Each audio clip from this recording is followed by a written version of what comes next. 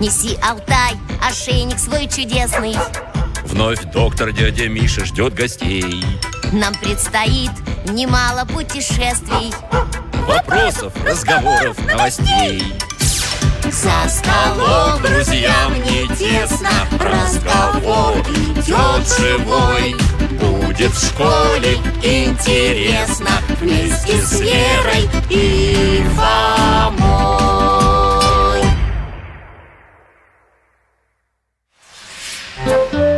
Литературное чтение. Виктор Петрович Астафьев. Стрижонок Скрип. Здравствуйте, друзья.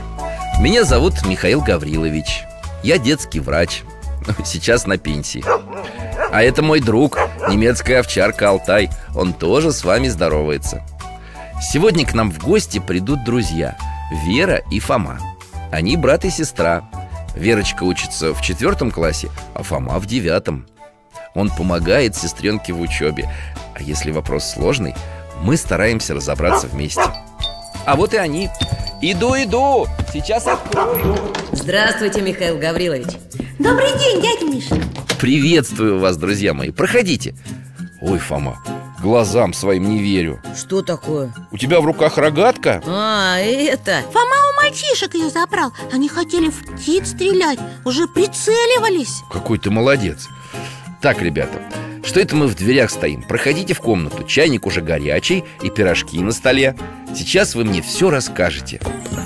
Садитесь за стол, давайте чашки. Да, мой брат самый лучший. Да ладно тебе, Вера, каждый бы так поступил. Нет, не каждый. Их, этих мальчишек, много было, и они были взрослые. Другой бы сделал вид, что не заметил и прошел мимо. А ты не испугался. Вера, ну ладно тебе, давай о чем-нибудь другом поговорим. О чем? Хотя бы о скворечниках. Михаил Гаврилович, мы тут в выходные в деревню к бабушке едем. Отлично. Папа и Фома смастерили такие красивые скворечники. Да, скворечники и правда хорошие получились. Мы решили повесить их в палисаднике перед бабушкиным домом. Прилетят скворцы и поселятся там, и будут петь. Да, это удивительное время, когда в наших краях появляются перелетные птицы. Природа оживает, душа поет. Я сам его очень люблю. И даже пень в весенний день. Ой, я, кажется, слова перепутал. Да, в песне день не весенний, а апрельский.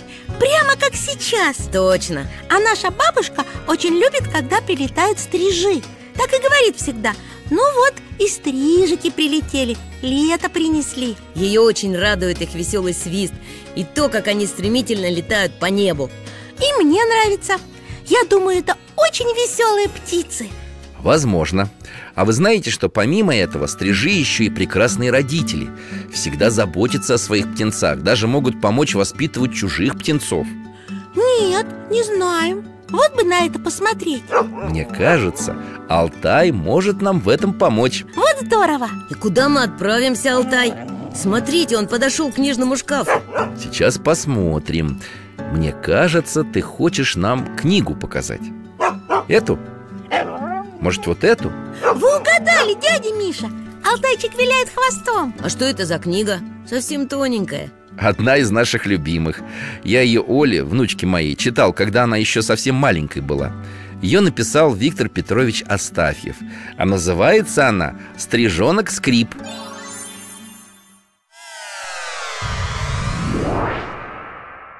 Что это такое? Похоже на вырытую норку. Странно. Мы же про стрижей хотели узнать. Они разве не на деревьях живут?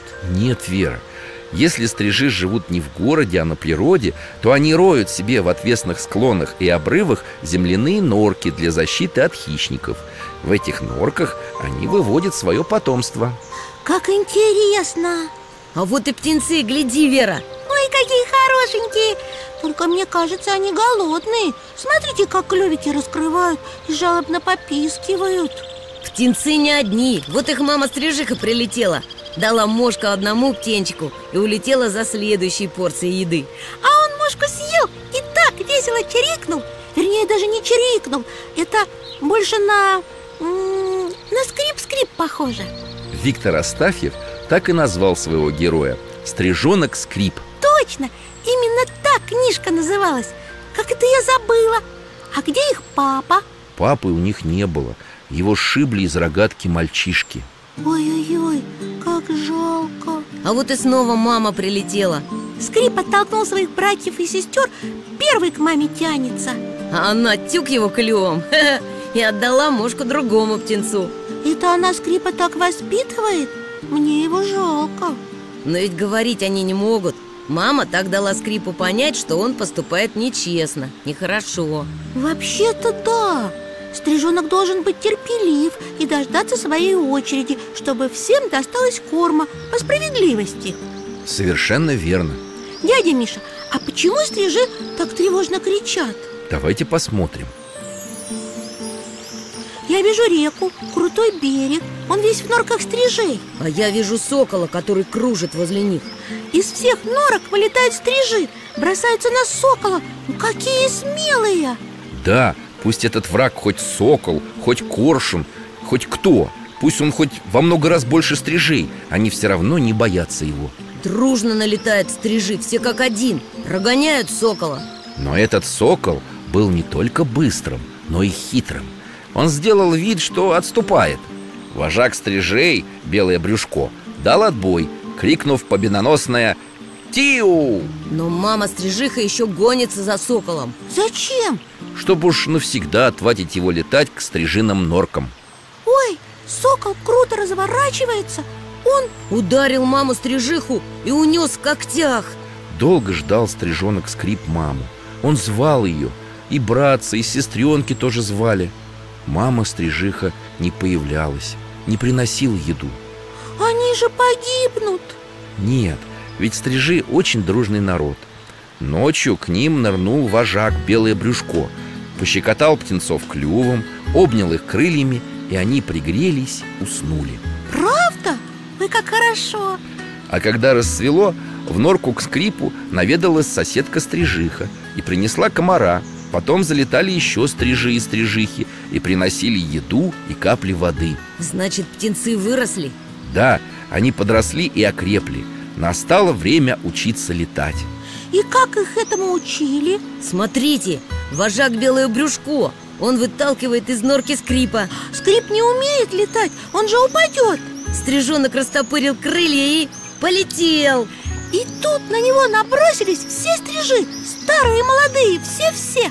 И погнали его от норки всей стаей навстречу ветру, навстречу ослепительному солнцу. Стрижи не дают ему упасть. Они гоняют его кругами над водой, над берегом, над лесом. И Скрип уже летит сам, один летает над рекой.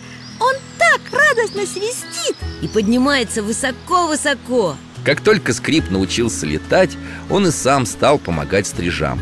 Вытаскивал из норок стрижат и тоже гнал их над рекою вместе со всеми стрижами. Учил их летать. Да, птенцы повзрослели. Совсем большие стали. Это вожак, Белое Брюшко. Мне кажется, он зовет свою стаю. А вон и другие стрижи. Да, все небо клубится. Тучи стрижей летят к горизонту. Птиц так много, что они почти заслонили собой разгорающуюся в небе зарю. Наверное, они скоро улетят. Да, стрижи улетают в одну ночь и уносят с собою лето. До свидания, Скрип! Возвращайся скорее! Приноси нам на крыльях лето! Ну вот мы и дома. Хотите еще чаю? Не откажусь. И я. Спасибо тебе, Алтай, что такую чудесную книжку нам посоветовал. Я эту историю обязательно бабушке расскажу и сделаю это по порядку, как в школе. А я тебе помогу это сделать. А вы помните, что нужно, чтобы получился хороший пересказ? Примерно. Давайте вместе вспомним. Нужен план. Правильно. Пункт 1 нашего плана. С чего начинается рассказ? Вначале автор нас знакомит с главным героем, стрижонком Скрипом и его семьей. Поэтому сначала мы расскажем бабушке о самом Скрипе, о его маме и о том, как живут стрижи. А еще о том, что стрижи роют норки, и у них очень заботливые родители. Хорошо, переходим ко второму пункту. И это... Рассказ про маму Скрипа. Она очень добрая и заботливая. Мама-стрижиха учила детей не обижать друг друга, быть терпеливыми и справедливыми. О чем мы расскажем дальше? Что будет третьим пунктом пересказа? О том, как Скрип потерял маму. Она была смелая, отважная, прогоняла сокола, потому что хотела защитить своих детей. Но тот схватил ее. И стрижата осиротели, но не погибли. Потому что о них позаботились другие птицы. Вожак Белое Брюшко согрел малышей в первую ночь, а потом стрижи-соседи их кормили, поили и заботились. И научили их летать. Как вы думаете, что хотел сказать нам этим рассказом Виктор Астафьев? Он хотел сказать, что надо всегда оказывать помощь тем, кто в ней нуждается. А еще писатель хотел показать непростую жизнь птиц. Кстати, скоро у пернатых, которые к нам уже прилетели, будут появляться птенцы. И в связи с этим я хотел вам кое-что сказать. Что? Дети очень часто находят птенцов в траве весной и в начале лета. Решив, что птенец потерялся, что его бросили, начинают жалеть, берут к себе домой, думают, что спасают и делают доброе дело. А разве это не так? Увы, нет. На самом деле, когда малыши учатся летать, то часто устают и падают на землю. Очень важно в этот момент их не трогать, потому что они так посидят и взлетят. Понятно. Но, наверное, надо понаблюдать и не уходить сразу. Чтобы птенца никто не обидел, пока он отдыхает.